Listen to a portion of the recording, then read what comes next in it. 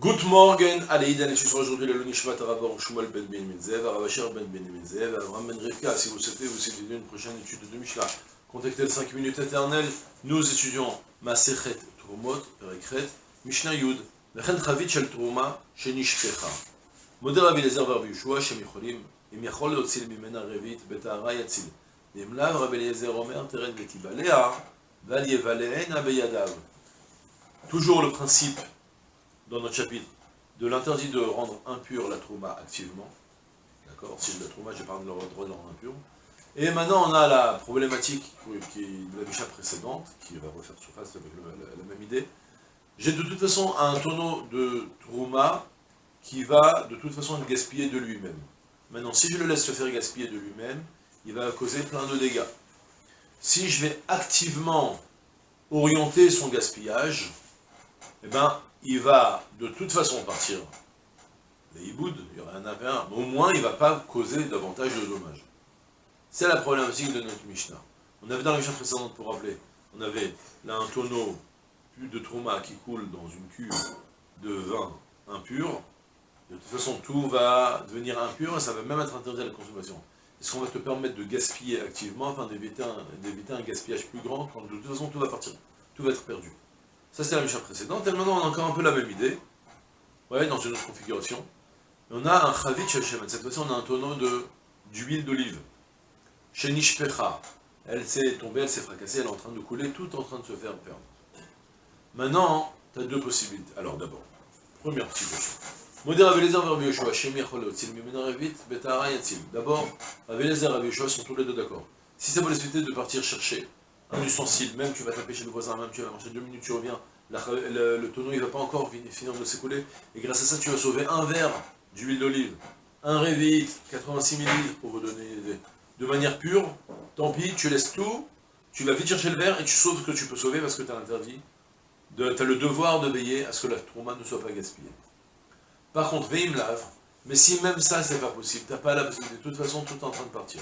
Maintenant, si tu laisses le tonneau tel quel, de toute façon, il va entièrement se renverser par terre, il va se mélanger avec la terre, il va s'enfoncer dans le sol, et c'est tout, c'est perdu.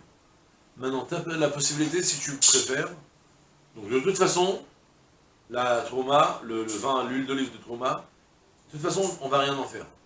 Maintenant, tu as une autre possibilité, c'est que tu vas vite chercher un ustensile impur, et que tu vas récupérer un peu d'huile d'olive, parce que cette fois-ci, l'huile d'olive impure, le Kohen, il peut quand même l'utiliser pour s'éclairer à la maison, allumer les néros du Shabbat. On n'a pas le droit de consommer, de boire, mais il a le droit, le Kohen, d'en profiter pour toutes sortes d'utilisations, et quelques utilisations possibles, on aura l'occasion de le découvrir plus tard.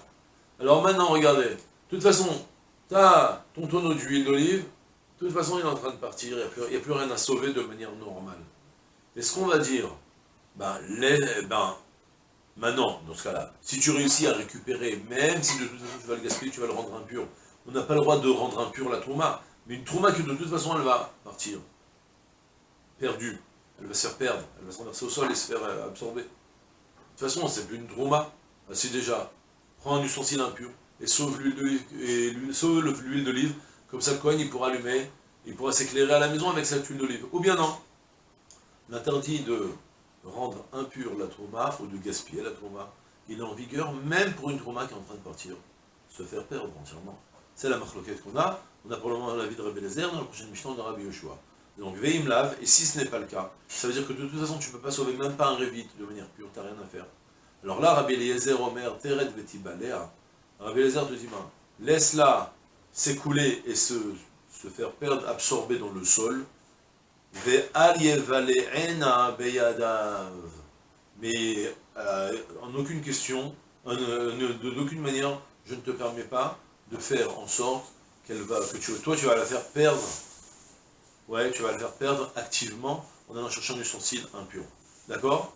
Et sur ça, dans la prochaine Mishnah, je vous dis quand même la première phrase. Rabbi Yehoshua, Lozoi, Trouma Shenimuzar Alea, Minatamea.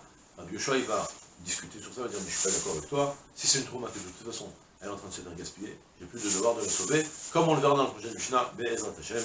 C'est tout pour aujourd'hui, je suis une journée pleine de Hatzlacha comme tout ça.